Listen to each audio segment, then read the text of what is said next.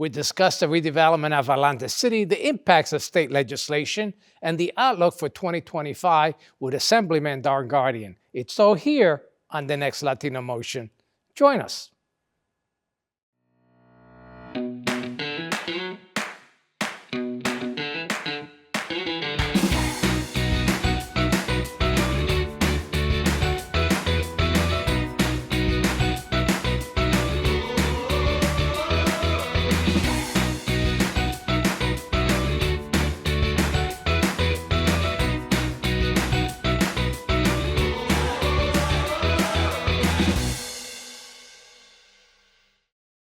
Latino Motion with Bert Lopez is presented by Latino Motion Public Affairs Media, a New Jersey nonprofit corporation. Join us online at www.latinomotion.tv. Find us on Facebook and YouTube. We encourage your comments and contributions for show topics. Funding for Latino Motion is provided by Atlanticare. For more information, call 1-888-569-1000 or visit atlanticare.org. Atlantic City Electric, energy for a changing world.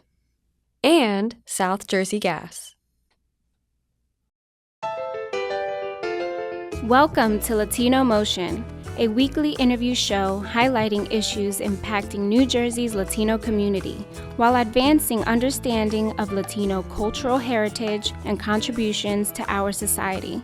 And here is your host, Bert Lopez. Buenos dias and welcome to Latino Motion. Don Guardian was a casino executive, director of the Atlantic City Special Improvement District, and former mayor of Atlantic City, and he's now joining us today as the Assemblyman for the 2nd Legislative District.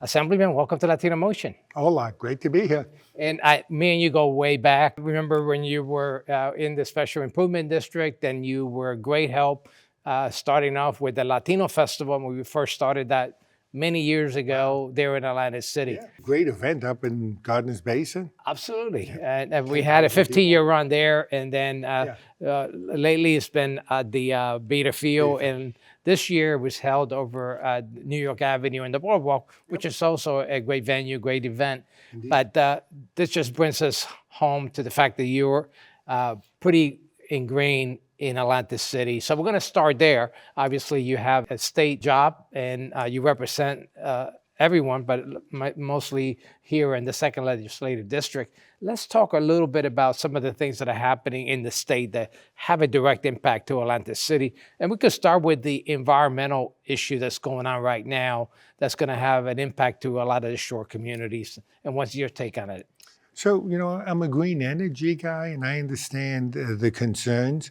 Flooding, hurricanes, nor'easters, always going to be an issue here, and we need to be realistic in how we approach them. So we do need federal and state money for infrastructure, and by that I mean bulkheading on a regular basis, raising roads where we can, making sure that we have beach replenishment. All that is healthy, but the current concept of what they want to do in New Jersey is unacceptable. It would raise the minimum height of a house by an additional 5 feet.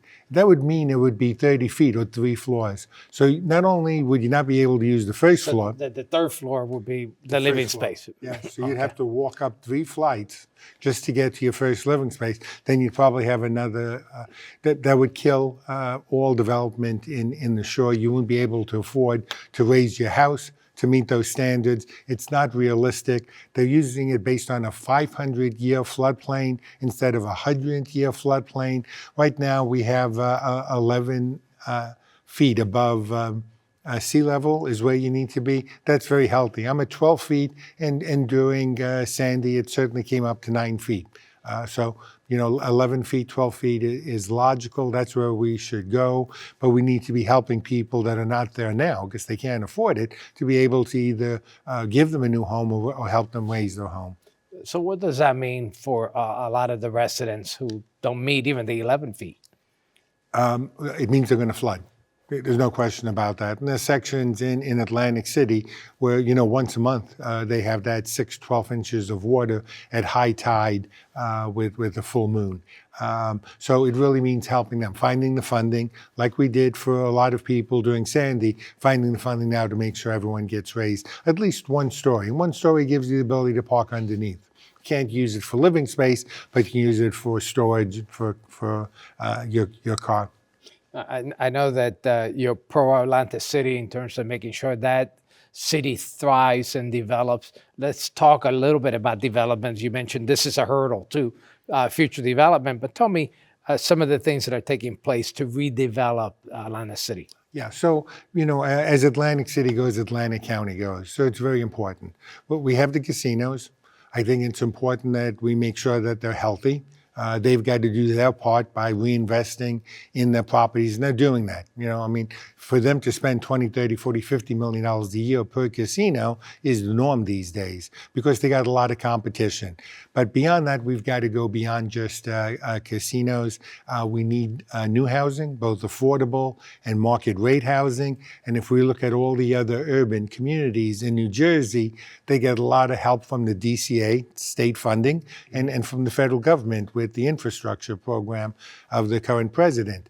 And so we need to see those funds come down now. As we're talking now, I can tick off 10 major projects that either have started or in the middle of construction or planned in the next year or two. But they're all based on some significant funding from the state. That's how the state can best help Atlantic City and many other urban areas going forward. You want to create that market rate so that they're paying property taxes or a pilot that's going to provide the cash for the city for the future so they're less dependent on the state on an annual basis. So you mentioned a lot of different developments taking place. Housing has been an issue in Atlanta City. Yeah. Most of those developments relating to housing. So they are.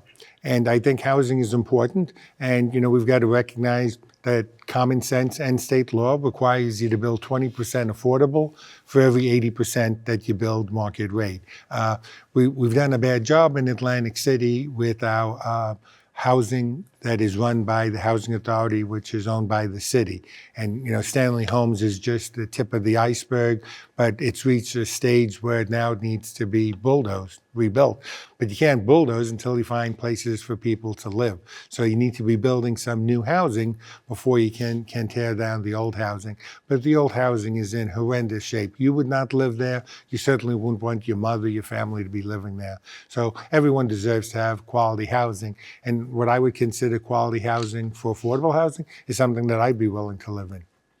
Let's talk a little bit about diversification. As you mentioned, the casinos, right? They need to be healthy, but we also need to be able to diversify the economy of the city. What are your thoughts on that? We do. So, Atlantic City has always depended on the latest generation of people integrating to the United States, coming to Atlantic City and Atlantic County. And we enjoy that now. And the largest group happens to be Latinos. In Atlantic City, there's only maybe 2 or 3% more African Americans than there are Latinos. And I would say in this next census, which will be 2030, I think Latinos will be the majority in Atlantic City. So they bring the culture, the diversity, the religion, all to the city. And they also bring the fact that first-time residents often don't have English as a first language. So making sure that we help them with English as a second language is critical. From my own family, my mother, my aunts, most of my relatives, they all came here. And so I realized it's not just speaking English, but you're always going to think in your native language you were born with. So you're like 1 second behind me as I ask you a question because you're already thinking that's your life. But this is going to be a multilingual country. It is now. And so, foolish if you don't speak Spanish. I don't. But that's a disadvantage. But I know my office, we have our staff making sure that we speak Spanish and Hindi and Bengali and Mandarin, because those are the people that represent our city. So first is making sure they feel comfortable. Second is we got to make sure that as we're providing funding, so we have some control. I'm talking about government. We got to make sure that project is going to represent the cultural diversified jobs, culturally diversified promotions within the job, culturally diversified. Let's talk a little bit about, we got like 30 seconds or so, but talk a little bit about the beaches. I mean, obviously, there's been a lot of erosion. We're counting on state support and federal support. Tell me more. So as we talk, and I can tell you this morning, a ton of trucks, ton of projects going out. The beach that I normally go to, Vermont Avenue, where the lighthouse is and stuff, it's got to be 100 yards, like half a football field already now. Wider than it was just a month ago. So the projects are going on right now. It's good to see. It seems to be raised up maybe 4 feet, 5 feet in height. So, but it's something you need. And how long does it last? Sometimes 5 years, sometimes 10 years, sometimes a year. Bear no Easter could take it out, but it does protect us. It's a part of our lifeblood. People come here. We live here. You and I in Atlantic City because of the beautiful beaches, the boardwalk. And this is not just Atlantic City. Obviously, you lived in LBI, and LBI has the same issue. The whole Jersey coast, so about 120 miles, we've got to protect and keep on protecting because, maybe 150 years ago, we should have never built on the Barrier Islands and things and made them more parks. Great idea, but we didn't do that. Now we've got to make sure that people live there, they're comfortable, they have utilities, and that they feel safe, and they got great beaches. So we're going to take a quick break. We're going to talk a lot more. We'll be right back with more Latino Motion.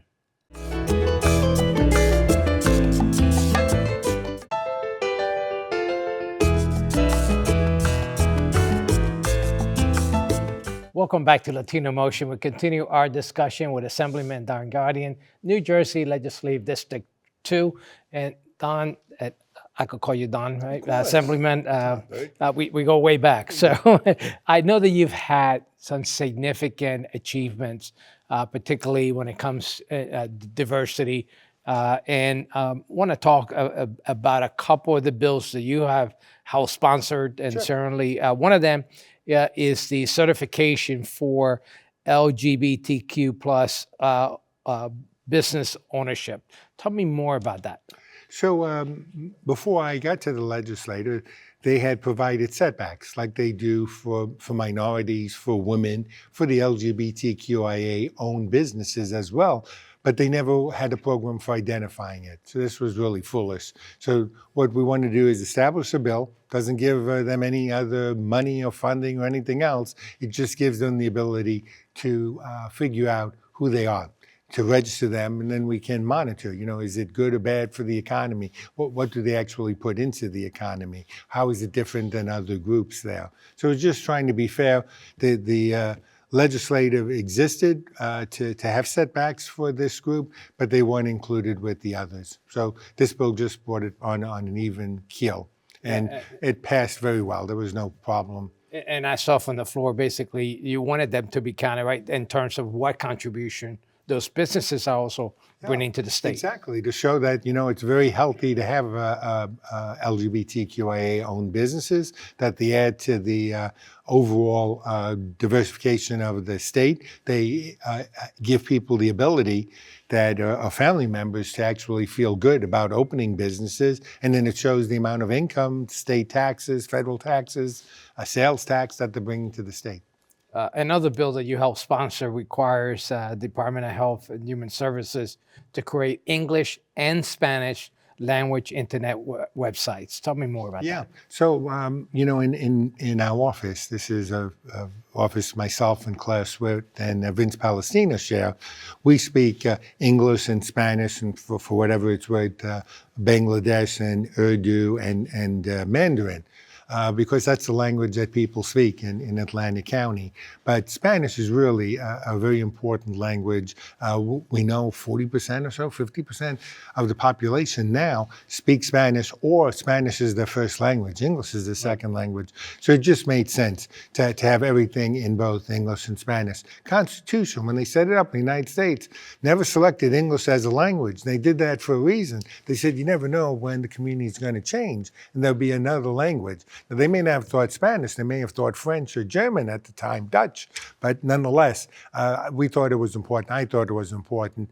People have to feel comfortable. I mean, all of the funding that's available, all the different programs, even things as simple as just re-registering your car needs to be in at least 2 languages. And so I was very happy to be sponsoring that bill. And certainly, as far as getting people enrolled for affordable health care, it's very, very important. Yeah, so that's probably, one of the top ones. There's so many programs that help people that don't have insurance. So, if you're not lucky enough to be in a business where it's being provided, you're providing some care and things, and you can't afford health insurance. There are a number of programs funded federally, and it's run through the state, but you got to be able to know what they are, and you've got to be comfortable with them. And so we've got to make sure that the Latino community, people who speak Spanish more comfortably than they speak English, are able to access these programs, and that all the people that work on the other line of the phone is able to speak in Spanish comfortably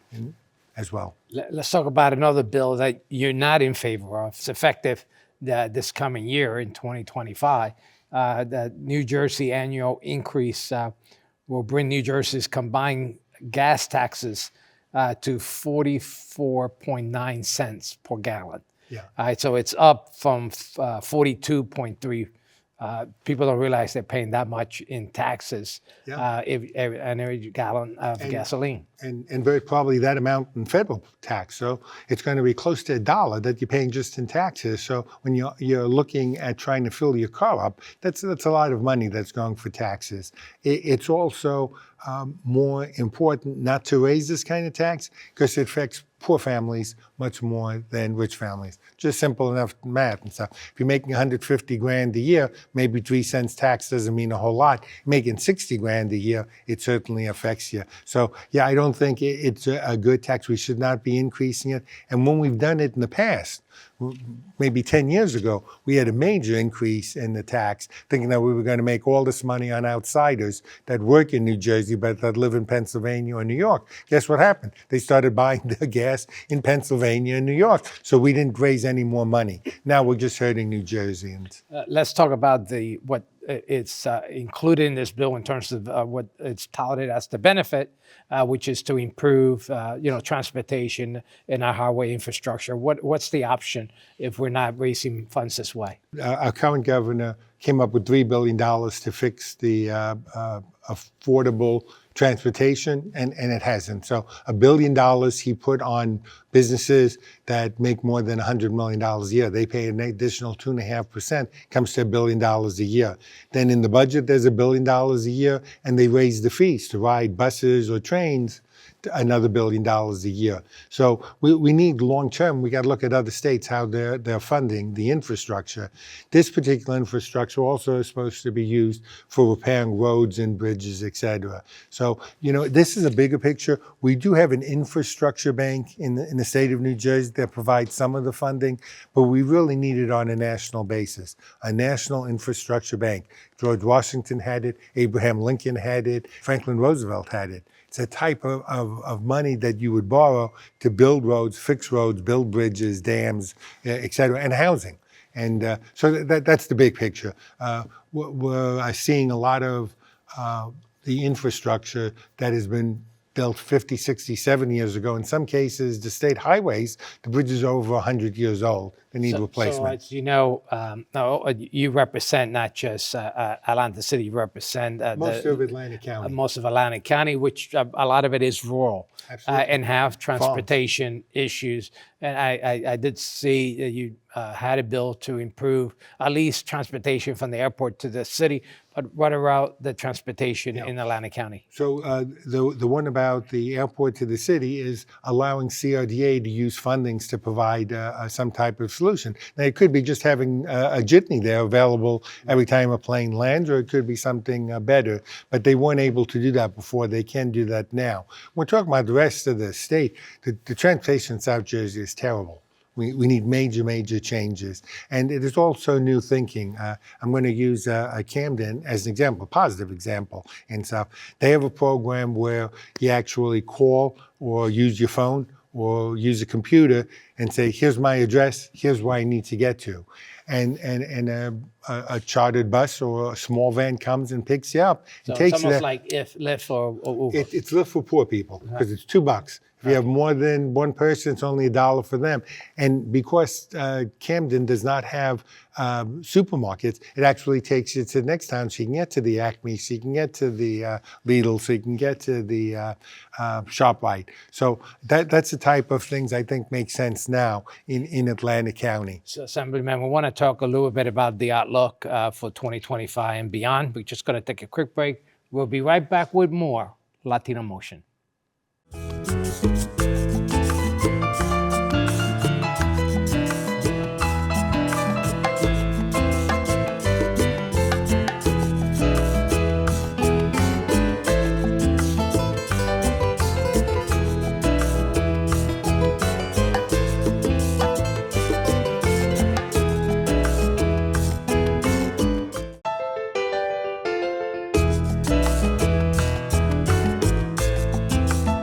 Welcome back to Latino Motion. We continue our discussion with Assemblyman Don Guardian, New Jersey Legislative District 2. And Assemblyman, we were just talking about some of the state initiatives and obviously some of that you have sponsored, some that you are against. Let's talk about the 2025 outlook. And there's some great bills out there that have been very helpful for all of us across the state. Let's start with the anchor. Sure. So, Senator Palestina, Assemblywoman Swift and myself have voted for the last three budgets that sometimes we get criticized. So saying, well, that's a Democratic budget. We're looking at the budget, what's best for South Jersey, what's best for Atlantic County. And the anchor program is one of the things I love. The best thing is to cut the budget. If you can't cut the budget, then at least give money back to the people. The anchor program is pretty simple. $1,500 if you're a property owner every year that goes back to you. If you make less than $150,000, you make less than $250,000, you still get $1,000 back. You rent, you get $450 back. So that's direct money in your pocket. I like the anchor program. Kind of coordinated with that is the senior freeze. And all that means is when you turn 65, your taxes are frozen until you're no longer with us. A new program that's proposed? It's in this year's budget. It's in this year's budget. Yes, it is. And hopefully it'll be in next year's budget. And it's one of the reasons that I voted for the budget. I said, this is like critical. The anchor program, the free senior freeze are real important in order to be supportive of this budget because it actually helps everybody that lives in the district. And everyone's having a tough time with housing costs. If someone wants to get information on these programs, they can reach out to your office? Absolutely. We'll be happy to help them. If they missed the deadline or they need help with putting it, our staff is there always available to help people. Even when it's not a state program, we'll guide you to what services could be made available. Another program, Stay New Jersey. Yes, Tell me more about that. Is that a new program? It's a brand new program. Still, it's not going to go to effect, if it goes into effect, till 2026. And there's lots of reasons why it can't go. But one of the key issues was we needed to put over $200 million in last year's budget, $200 million in this year's budget, $200 million in next year's budget. If we do that, then in 2026, the program would give 50% of your property tax back to you. The state would pay if you're over 65 years of age. And you can make up to $500,000 and it'll pay up to $6,500. So if you have a $13,000 annual tax, it'll pay half of that. If you have $5,000, it'll pay half of that, $2,500. But the idea is to keep people living in New Jersey. People retire earlier. People are living way beyond 65 now. Some are working way behind 65. We don't want them to go to the Carolinas and Florida because of our heavy taxes. Yeah. My brother retired and decided that he's going to move to South Carolina because of the high property taxes that he will have to pay. Yeah. And that's what we've got to prevent. We're not losing any tax money because they're going to take that money. The seniors are going to take the money. They're going to spend it on themselves, their kids, their grandkids, and they're going to pay sales tax on it. So we're going to get the money back either way. So it's not really hurting the state of New Jersey, but it is keeping people that are going to be in their 60s that are still very valuable, that have the time to help their neighbors, to be active in their faith-based organizations, to help with youth programs, to be coaches, to go back and help at the school or the library. So I like the program a lot. That's strictly a Democratic program. You know, I'm a Republican, but, you know, I like a program based on whether it's good for South Jersey. Let's talk about new businesses and the approach you're taking to help, and particularly your approach in terms of improving the anchor institutions like Atlantic here and Stockton University that's in Atlantic City. Yeah, so, you know, I was happy to be mayor and to be, you know, part of getting Stockton here, as well as South Jersey Gas and other issues. But Stockton's here now. I think the merger with the program with Stockton and Atlanticare to have a medical school, both for physicians and nurses, probably tied in with Drexel. So it would be Drexel's and expanding and actually having interns here. It would be great because it would expand the ability of Atlanticare to reach out and provide even more services than they do now. It would bring more people that would live in Atlantic City, and then a lot of them would enjoy that living and stay in South Jersey and be able to afford to do that. So this is how we create businesses that are going to be paying a salary that you're going to be able to afford to own a house, raise your family here.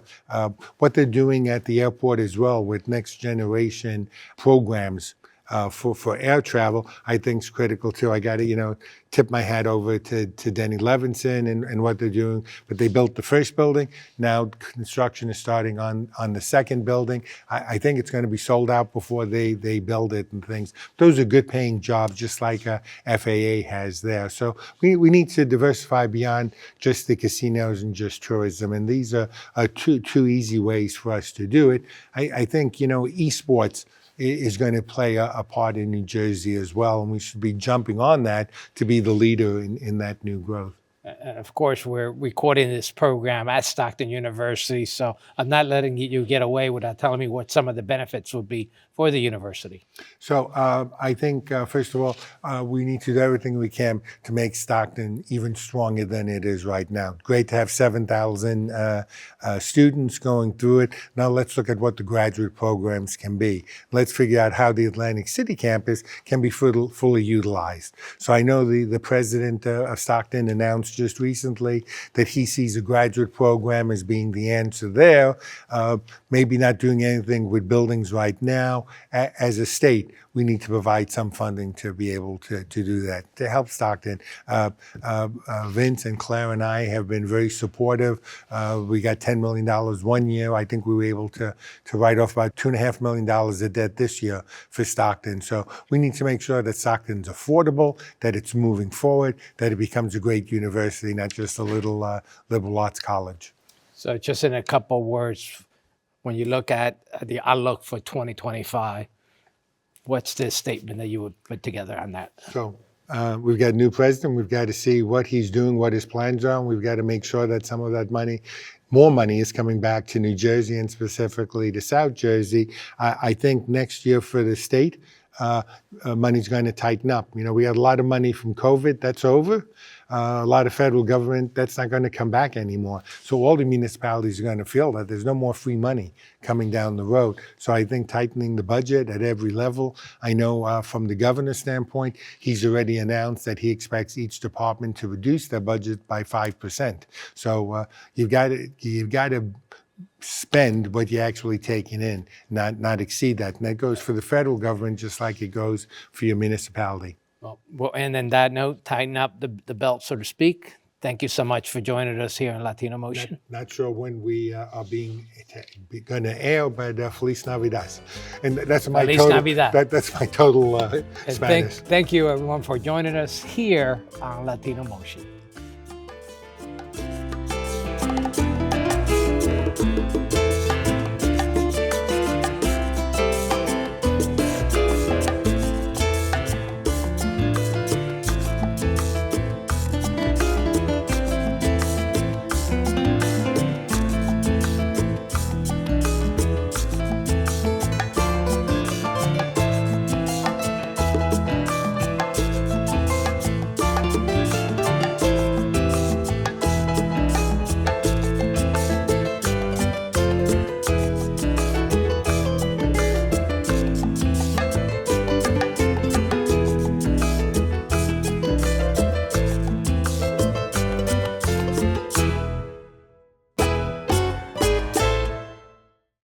Latino Motion with Bert Lopez is presented by Latino Motion Public Affairs Media, a New Jersey nonprofit corporation.